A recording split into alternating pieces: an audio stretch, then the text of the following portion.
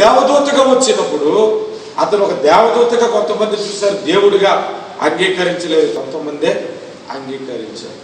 భూమి మీదకి మానవుడిగా ఆయన వచ్చినప్పుడు కొంతమంది ఆయన దేవుడిని ఆరాధిస్తున్నారు, కొంతమంది ఆయన దేవుడు కాదు యెహోవాయే దేవుడని యెహోవా సాక్షులు చెప్తున్నారు. సైతాన్ ముందే వాళ్ళు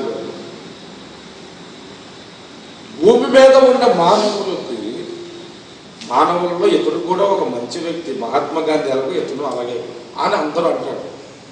దేవదూతలతో పాటు మనలాంటి ఒక దేవదూతే అని పరలోకంలో అన్నట్లుగానే భూమి మీద కూడా మనలాగే ఒక మనిషి, అతడు మంచి మనిషి అంతే అని అంటున్నాడు. కానీ అతడు దేవుడు, దేవుని కుమారుడు.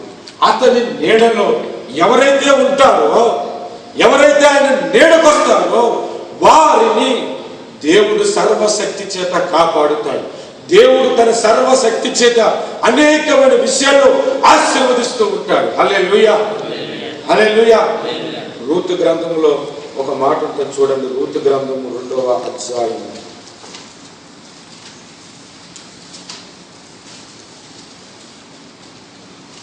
13వ వచనం అనుకుంటాను చూడండి.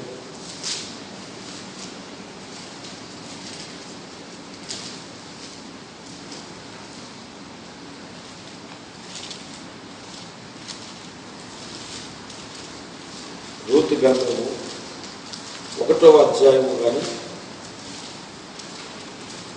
అక్కడ మనకు ఉన్నటువంటి ఒక మాట ఏంటంటే, రూతు విషయంలో దేవుడు ఒక మాట చెబుతున్నాడు. నీవు సర్వోన్నతుని రెక్కల చాటున సురక్షితముగా ఉండుటకు నీవు వచ్చితివి అని రూతుని గురించి దేవుడు మాట్లాడుతున్నాడు.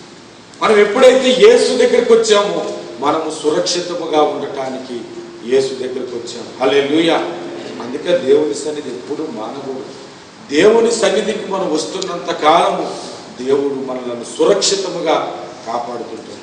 దేవుడు అట్లా కొంత జనాంగాన్ని 2 చేతులు చాపి నాకు లోబడండి అని చెబుతున్నాడు. కోడి తన పిల్లలను తన రెక్కల క్రింద ఎలాగూ కాపాడను అలాగే నేను మిమ్మల్ని కాపాడాలని అనుకుంటుంది, కానీ మీరు లోబడనొల్లరైతిరి అని కొంతమందిని గురించి చెబుతున్నాడు.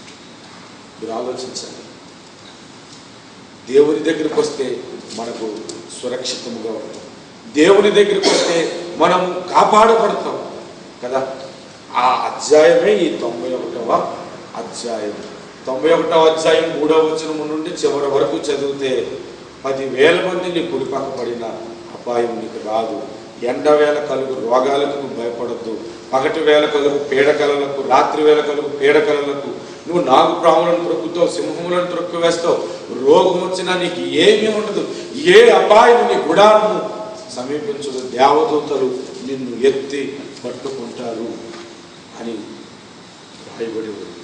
ఎందుకు రాయబడి ఉందంటే, నీవు సర్వోన్నతుని నీడన నివసిస్తున్నావు, ఆయన నీడను ఆశ్రయిస్తున్నావు కాబట్టి, ఆయన నీడలో ఉన్నంత వరకు, ఆయనను ఆశ్రయించినంత వరకు ఏ దుష్టుడు మనల్ని ముట్టలేడు. ఎటువంటి వ్యక్తి కూడా మనలను కదిలించలేడు. హల్లెలూయా. కాబట్టి మహోన్నతుని చాటున మనము నివసించాలి. సర్వశక్తుని నీడను విశ్రమించు వారం అవుతాం. హల్లెలూయా. ఈ 91వ అధ్యాయంలో 4 విషయాలు మనం చేయాలి. మొట్టమొదటిది, ఆయన చాటున మనము నివసించాలి. రెండవది 14వ వచనం, అతడు నన్ను ప్రేమించుచున్నాడు కనుక నేను అతన్ని తప్పించెదను. రెండోది ఏం చేయాలి? మనం అతన్ని ప్రేమించాలి. హల్లెలూయా, హల్లెలూయా. మూడో విషయం కూడా చూడండి, 15వ వచనం, అతడు నాకు మొర్రపెట్టగా నేను అతనికి ఉత్తరం ఇచ్చేదను. మూడోది ఏం చేయాలి? మనం ప్రార్థన చేయాలి. 4వది చూడండి, 2వ వచనంలో, ఆయనే నాకు ఆశ్రయం, నా కోట, నేను నమ్ముకున్న నా దేవుడని నేను యెహోవాను గూర్చి కూర్చున్నాను. 4వది ఏం చేయాలి? అతని కొరకు మనం చెప్పుతూ ఉండాలి. మొట్టమొదటిది ఆయన నీడకు రావాలి. రెండవది ఆయన్ను ప్రేమించాలి. మూడవది ఆయనకు ప్రార్థన చేయాలి. 4వది ఆయన దగ్గర నుంచి పొందుకుంటున్న ప్రతి మేలును సాక్ష్య రూపములో కానీ ఇతరులకు సువార్త చెప్పే విషయంలో కానీ చెప్పుచూ ఉండాలి. ఈ 4 విషయాలు 1500 సార్లు చదివి నీవు చేయలేకపోతే నీ జీవితం వృధా. ప్రతిరోజు 91వ కీర్తన చదువుతున్నాను అంటే ఈ 4 విషయాలు నీ జీవితంలో లేకపోతే నీకు ఉపయోగం. ఈ 4 విషయాలు ఉన్నాయి. ఒక వ్యక్తి గురించి నేను విన్నాను. ఆ వ్యక్తి ఏం చేస్తున్నాడంటే ప్రభువుని నమ్ముకున్న తర్వాత ప్రార్థన చేసి మెడికల్ స్టోర్ ఓపెన్ చేశాడంట. ఆ మెడికల్ స్టోర్ను ఆశీర్వదించబడాలని, ఆ ఉద్యోగంలో అభివృద్ధి చెందాలని ప్రతిరోజు 9 గంటలకు మెడికల్ స్టోర్ ఓపెన్ చేయడానికి రావడానికి బదులు 8 గంటలకే 1 గంట ముందు వచ్చి డోర్ ఓపెన్ చేసి లోపలికి వెళ్ళిపోయి మళ్ళీ షెల్టర్ దించి మోకాళ్ళన ప్రార్థన చేస్తున్నాడంట రోజులు. ప్రభువా నన్ను దీవించు, ఆశీర్వదించు, ఆధ్యాత్మికంగా బలపరచు, అనేక విషయాలను నన్ను ఆశీర్వదించు, నన్ను కరుణించు, నన్ను కాపాడు అని ప్రార్థిస్తూ దేవుణ్ణి స్తుతిస్తూ దేవుణ్ణి ఆరాధన చేస్తూ దేవుణ్ణి గణపరుస్తూ ఉండేవాడు. ఇలాగ కొన్ని రోజులు జరిగిపోతున్నాయి. దేవుడు అతన్ని ఆశీర్వదిస్తూ ఉన్నాడు.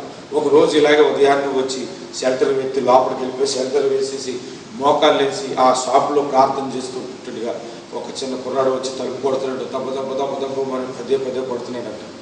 ఏంటా ప్రార్థన చేస్తుంటే డిస్టర్బ్ అని ఇక ప్రార్థన ఆపేసి ఆ డోర్ పైకెత్తి చూస్తే ఒక బాలుడు వచ్చాడంట. అంకుల్, మా అమ్మ చావు బ్రతుకుల్లో ఉంది, అర్జెంటుగా ఈ మెడిసిన్ ఇవ్వండి అంకుల్ అని ఒక స్లిప్ చూపెడితే ఈ చిరాకు మీద తొందరగా మెడిసిన్ ఇచ్చేసి ఆ బాబు ముంచేసి మరలా సెంటర్ దించి మోకాళ్ళు వేసి ప్రార్థన చేద్దాం అనుకునేసరికి అప్పుడు అతని బుర్రకి ఒక ఆలోచన వచ్చింది.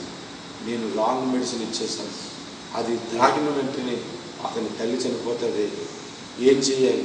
రోడ్డు మీదకి వచ్చి చూశాడు, బయట ఎక్కడ కనబడలేదు, ఎక్కడికి వెళ్ళిపోయాడో తెలియదు, ఏ హాస్పిటల్కి వెళ్ళాడో ఏ వార్డులోకి వెళ్ళాడో తెలియదు.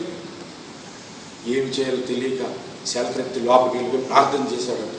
ప్రభువా నేను నిన్ను నమ్ముకున్నాను నాయన, ఆపత్కాలంలో నమ్ముకున్నదగా సహాయకుడు నీవే తండ్రి, నాకు సహాయం చేయండి నాయన, మీరు కనికరము చూపండి అని కంటిన్యూగా కన్నీరు కార్చి ప్రార్థన చేయడం మొదలు పెట్టాడంట.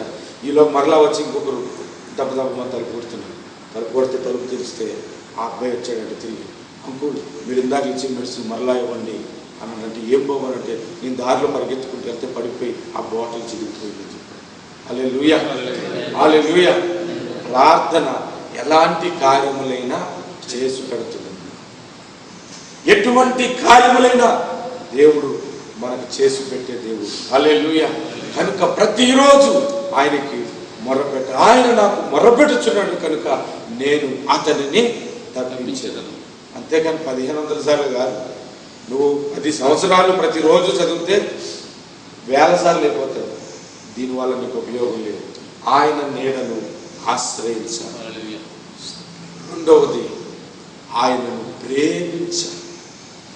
మూడవది ఆయనకు ప్రార్థన చేయాలి. నాలుగవది ఆయన దగ్గర నుంచి పొందుకుంటే మేలులను నీవు ప్రకటించాలి. హల్లెలూయా, హల్లెలూయా. ఈ 4 విషయాల్లో నీవు ఉండగలిగితే దేవుడు నిన్ను ఆశీర్వదిస్తాడు.